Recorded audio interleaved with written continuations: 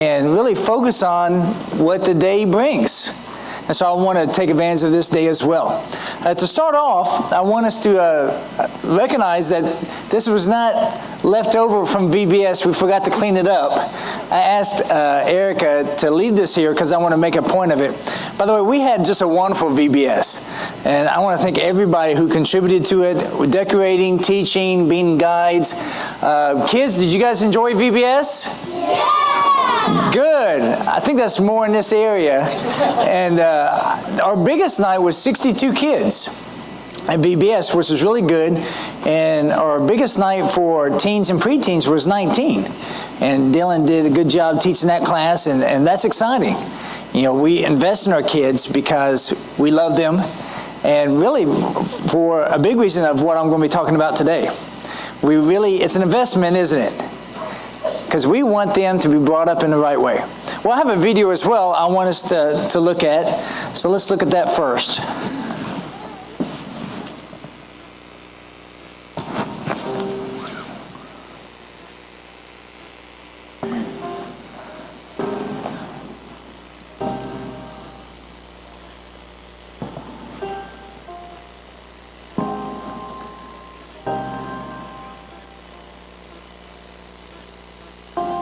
What do you call someone who puts others before himself? Who protects and provides? Who is a living example?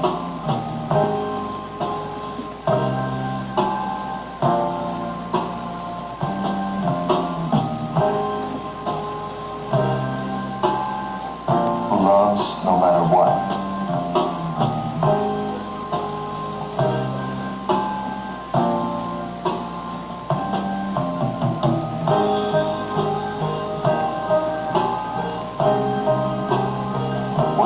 Someone who makes thousands of little unseen sacrifices.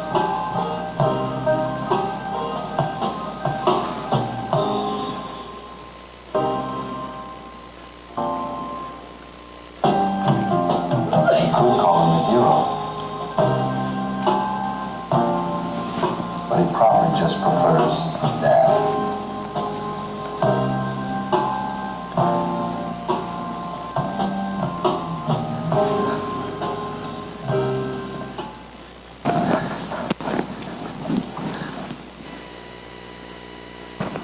You know, I really want us to focus on fathers and look at them in a positive way. So much today, fathers and men are demeaned, looked down upon, aren't they? And so we really need to lift them up and set that standard high and expectations high and rise to that occasion. So I want to talk about fathers, because fathers are definitely needed today. Fathers serve such an important role. Like I talked about mothers just a little while back, fathers also serve an important role in the family. God designed families to have a father. It's not just okay, Dad's here. That just must be an interesting byproduct of the family. No, that's by design. God designed families to have a father and mother. It's very natural, and they serve an important role. And it's not just to make sure that the oil's changed in the car, okay? And so our society is struggling for the lack of fathers. This is really a big problem, and the momentum is getting worse. It's really sad. And I want to talk about some of these statistics first, just to let you know about the situation that we have. There's an estimated about 33% of children live in a home absent of their biological father. 1 out of 3. Is that not amazing? Almost 25 million children, and that's how it is right now. This is very important because there's so much that children learn from their fathers. And look at these statistics here. I want to take time and actually read through these because I want you to know how important you are, fathers, and as you think about and plan for your families in the future. 63% of youth suicides are from fatherless homes. 5 times the average. 90% of all homeless and runaway children are from fatherless homes. 32 times the average. 85% of all children who showed behavior disorders come from fatherless homes. 20 times the average. 71% of all high school dropouts come from fatherless homes, 9 times the average. Isn't that amazing? How times the average those statistics are? Father factor in education. Fatherless children are twice as likely to drop out of school. Children with fathers are involved are 40% less likely to repeat a grade in school. They're also are 70% less likely to drop out of school and are more likely to get A's in school. Also are more likely to enjoy school and engage in extracurricular activities. One reason why maybe they don't do the extracurricular activities is because they have to get a job. 75% of all adolescent patients in chemical abuse centers come from fatherless homes, 10 times the average. Having the father at home is huge. We need to make sure that we stick through and be the fathers that God has called us to be. And I'm going to talk about what God expects of us. But just being there, being around your kids, being that example, talking to them is so key. It's not that you always know the right thing to say. Because if you're like me, you're going to say some things and later think, I should have said that differently. But that you're there. And they see you, like the first video that we saw, even when you make a mistake, they see how you get back up. Isn't that key? Isn't that important just to see how we handle life? That you see that is important. And if you didn't come from a family with a father, then you understand the importance it is to have that father at home. So hopefully you will make this decision. Because we want you. We want you, fathers. We respect you. We need you. Not just want, but we need you to be the father of your home. These statistics that I showed are a growing trend, and they're getting worse. I imagine in a couple years, it's going to be even worse than what it is right now. One reason why it's so bad is marriage. A lot of people are not getting married nowadays. And it's a very high statistic that people who decide not to get married, they don't stay together. There's a very less chance of them staying together. That's one reason why I really encourage people to join our church family, to really commit to that, because it's much easier for people to leave our church family if they don't commit. In a way, marry us and commit to being part of our church family. It's very important. So the verses I'm going to be looking at today are talking about how we need to be good fathers. Okay? And of course, this is true to all of us. Even though if you don't have kids as a man, you can help to be a father to those kids around you. All right? This is very prevalent for all of us. So the father's role is being attacked all the time. Usually when you think about a father in a TV show, how is he portrayed? Someone who makes a lot of mistakes, a klutz, someone to be made fun of, doesn't always have a good answer. Just everything's done by duct tape and WD-40. Now, those are two things I use a lot. But there is more to a man than duct tape and WD-40. And we need to lift up men.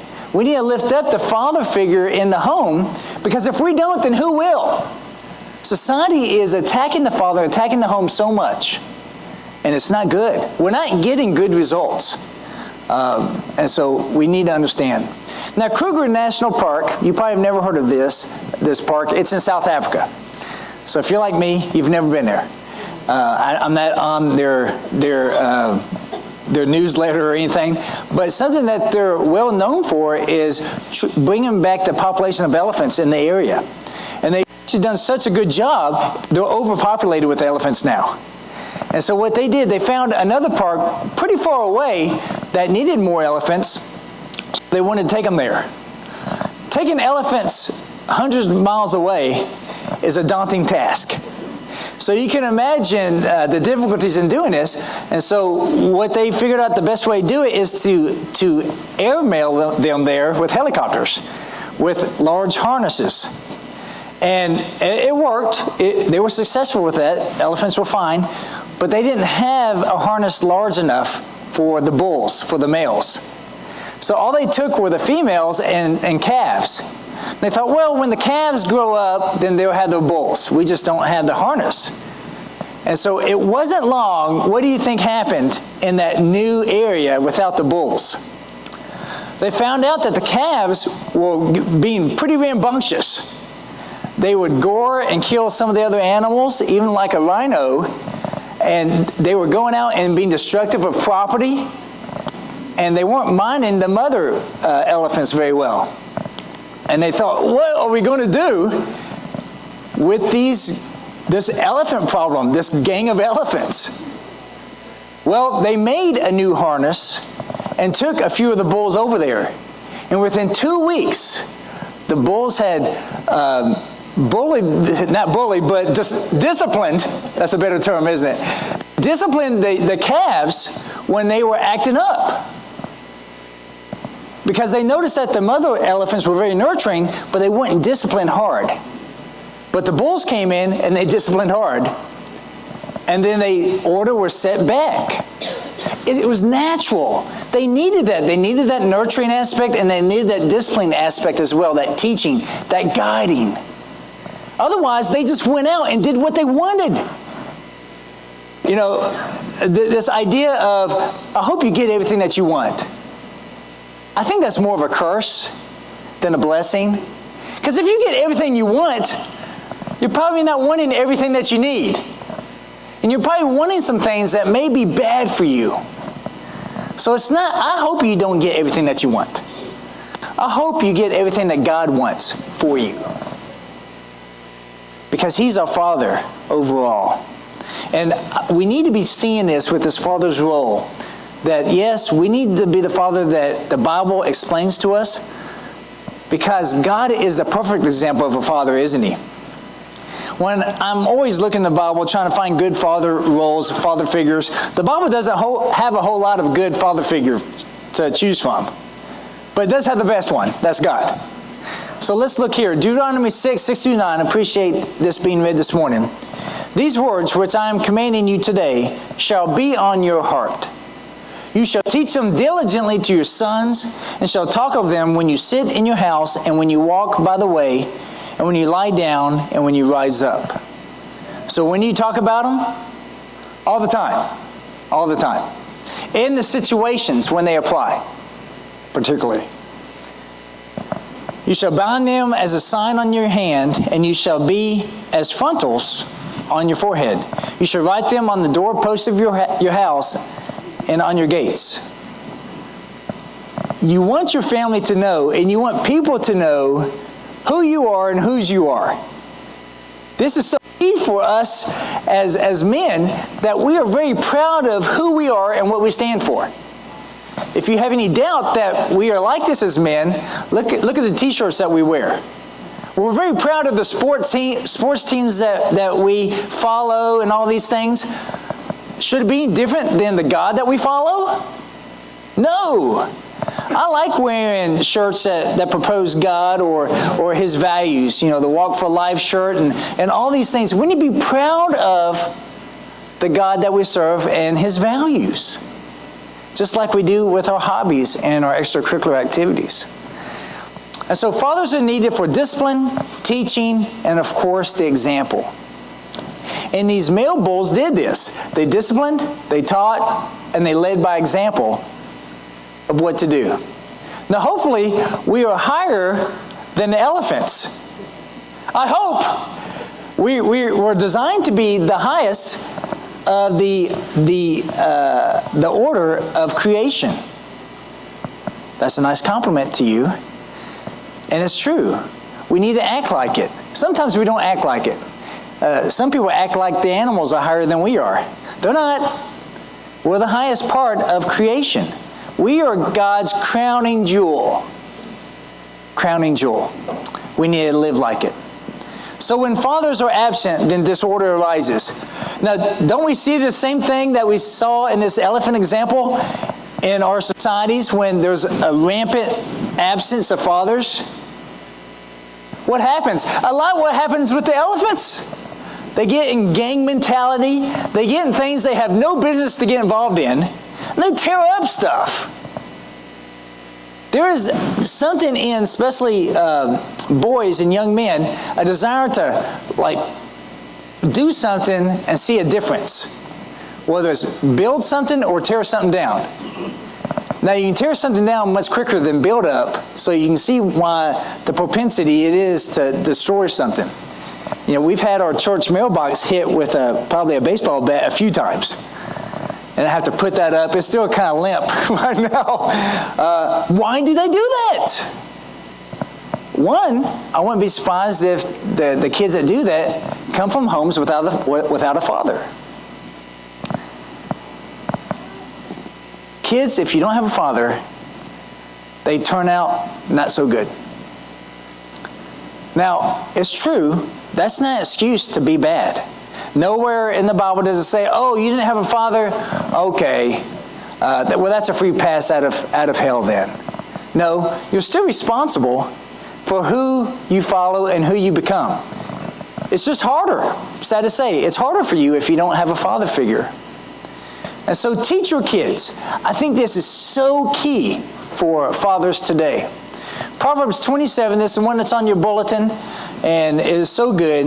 It is the living who give thanks to you as I do today. A father tells his sons about your faithfulness. I hope that's true. I hope all of you fathers tell your kids about how faithful God is. I think most kids with a father, where your dad takes the car to get worked on. Okay, you go to this guy. You don't go to that other guy. He'll rob you blind. And I've been to that one guy, didn't do a good job at all. This is the one to go to. Why do you say that? Because you want them to know where to go when they have car trouble, right? And you tell them your experiences so they learn from your mistakes and what you've learned. It's like this one car guy, he's faithful in doing what he says he'll do. How much more should we talk about God? I tell you what, kids, don't follow this way. It's going to ruin your life. Don't put your energy and everything into this. It's going to be a waste. We need to do that. But you know what? If us fathers are going to do that, then that means we need to know. If we're going to teach, then we need to know. Now that can be intimidating. For those of you that didn't grow up in the church, and it's such a blessing for our kids to be able to come to VBS. They learn so much. Because when you're alone, then what, kids? Oh, kids, listen up. Wake up. Stop doodling for a second. If I say, when you're alone, what? Jesus rescues. Yeah, good. I tell you what, during the week they were yelling that. I think you guys intimidate them a little bit. When you're alone, Jesus rescues. It's great that we can teach them that when they're young, but if you weren't in church, if you didn't grow up in church, it can be intimidating that now you need to teach your kids. Isn't that true? But you know what? It's your challenge. It's a challenge to you that you need to rise up and to learn about God. It's not enough to say, well, I didn't learn it when I was a kid. I don't know all those stories. Well, good thing we have a Bible. When you don't know something that you need to learn, what do? You look it up. You watch a YouTube video. You check out a book. You go to the library. That's right. Good job, Logan. Logan's showing up the Bible. Yeah, you gave the answer. That's right, Stephen. That's right. You do something about it. You just don't say when your boss asks you to do something, hey, if you want a promotion, you need to know how to do this. Oh, well, I'm just too dumb. No, you don't do that. You learn it so you can get promoted, don't you? Well, I hope you do. You do what you can to become the person that you want to become. And that's what we need to do. We don't need to pass this responsibility to others. When we had Ryan as our youth minister and now Dylan, it's not the youth minister's job to be the dad to our kids. Right, Dylan? Would you agree with that? That is not his responsibility. If our kids don't turn out right, we don't need to look at whoever the youth minister is at the time and is like, what did you do? my kid got in trouble with this. It's your fault. No. That's on us. We don't need to pass that responsibility of being the father to somebody else. Honestly, isn't that a great honor to be the father of kids and bring them up and teach them the right way? Yes. It's a great honor to be a parent. And when you do that. So tell about God's faithfulness. It's good to be able to tell your kids, you know what?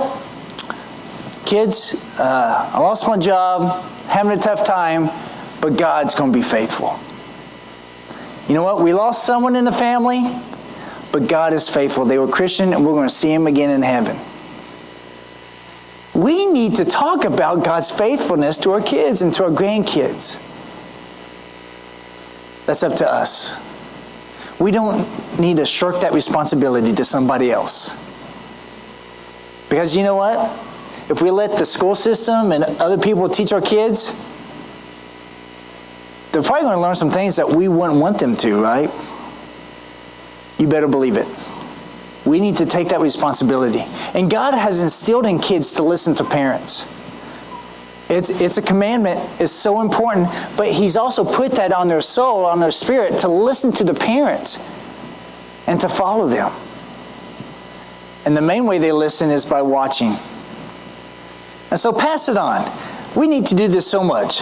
If you want God first in your kid's life, then He must be first in your life. That is the best way to teach, is by example.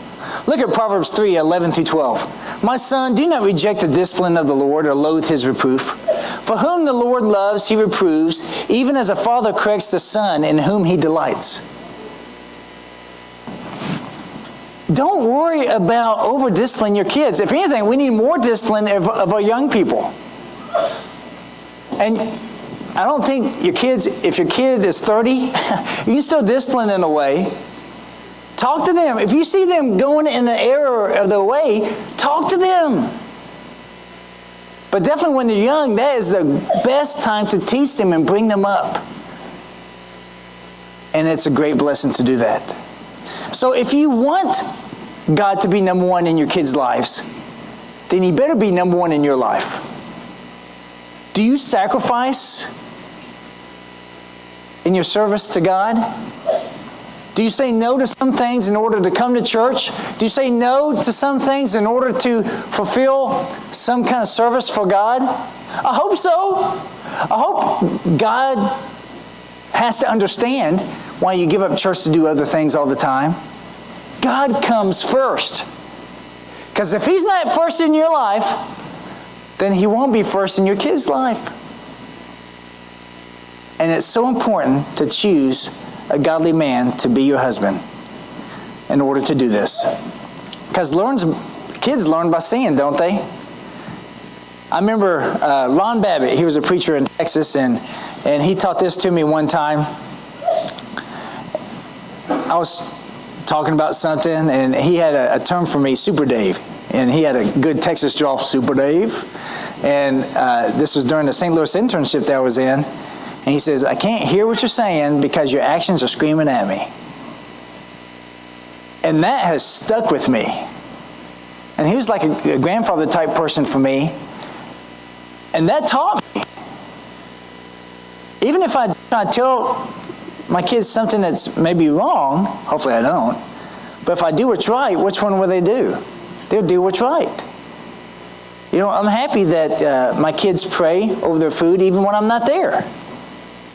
They do that because they see that example. Think about how you want your kids to be and start living like that.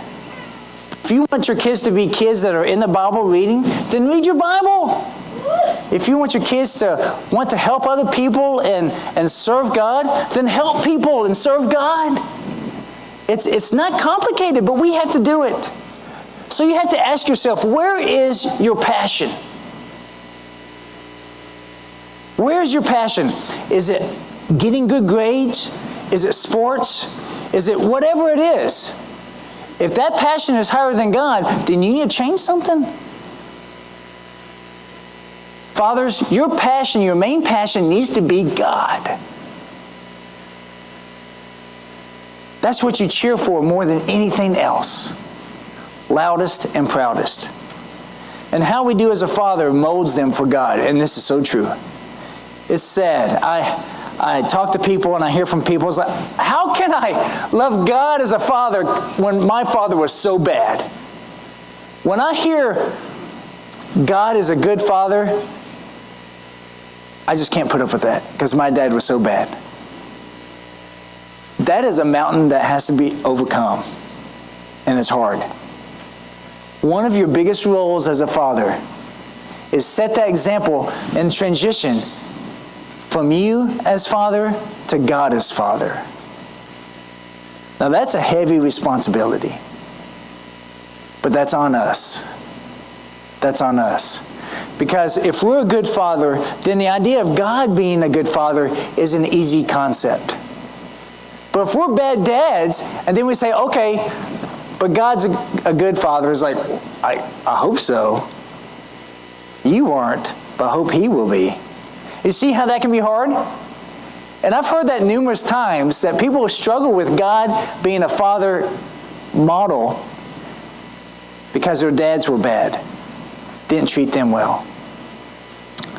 The last aspect is the superhero. That's why I chose this picture here.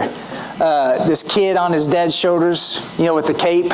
His dad has a cape. Isn't that neat? It's a cute little concept. But there's a reason why I chose it, not just because it's cute to look at. Teach them how to be a child of God. That is your greatest blessing. Because aren't you still a child of God? Whether you're 80, aren't you still a child of God? As when you're 80, don't you still want your father to be proud of you in every aspect. You never grow out of that. And you shouldn't. Galatians 3:26. For you are all sons of God through faith in Christ Jesus. You are all sons of God through faith in Jesus Christ. Your number one goal, Dad, is to save your kids. Your number one goal is to get them to heaven. That's it. That's more important than good ACT scores, more important than what they do on the sports field, more important than what she'll do in dancing or other aspects. Your number one goal, Dad, is for your kids to get to heaven. And your family. That's your responsibility. Now, moms, it's yours too. But men, we were placed to be the leaders of the household. We don't need to shirk that duty. Now, it's interesting, isn't it? If you talk to people that are in different hobbies, where do they learn those hobbies from mostly? From their parents, right? If you talk to someone who loves to sail, it's like, oh, why did you get into sailing? Well, my dad used to take me sailing. Isn't it interesting? Now, there's a reason why I asked him to leave this up here. Brady had put these holes up here. You don't see holes here, do you? You see one. But we covered these holes with God sightings, okay? Every time we had a God sighting, the crew leader would write it down, and we would patch these holes with these God sightings. Isn't that a neat concept? So we have baby birds and a possum here, family, a rainbow, animals, rain, flowers, trees. All these things that we see, friends, VBS, and we patch these holes with all these evidences of God. And it makes the sail work so much better. An amazing thing about a sail, if you see it here, what symbol do you see here? You see a cross, don't you? You see this cross. If you just had just this, then there'd be nothing to hold it up. Or if you just had the pole, it won't work very well either. You need both of these to work, to communicate everything that needs to be communicated to help the boat go. And it's so true. And because of the cross, we have the faith in the resurrection here. So you need to teach them to sail. You need to teach them to live their Christian life in such a way they'll be successful. When they have problems in their life, they'll focus on God and see evidence of God everywhere and patch those holes and help them to move along the path of life even more. So you'll be a hero if you save your child's soul. Because that's the idea of a hero, isn't it? He saves people. And the best hero is to save your own child's soul. And if your child gets to heaven, you're a hero. And if you do that, then you teach your kids how to be heroes and save other souls as well. Isn't that great? That's the best kind of hero. Because you'll be a hero and your kid will too. And that's the idea. The great father teaches his kids in the right way. By discipline, by teaching and example. Hopefully we will all be good fathers, good role models, good parents to our kids, and other kids around us. I saw one kid would come to VBS and was calling one of the teachers mom. And I've had that when I would go to Helke, one of the kids would call me dad. I was like, well, I'm not your dad, but I do love you. No, don't say it. It's one of Stephen's classmates that was there. Kids want fathers, don't they? It's because they need them. And we need to step up and be good fathers. If this speaks to you, if you recognize that you need to be a better father, you need to be a better Christian, better person, or maybe you haven't made that decision and joined Christ in baptism, then today is always the right day to do that. It's always today. Please come forward as we sing this song.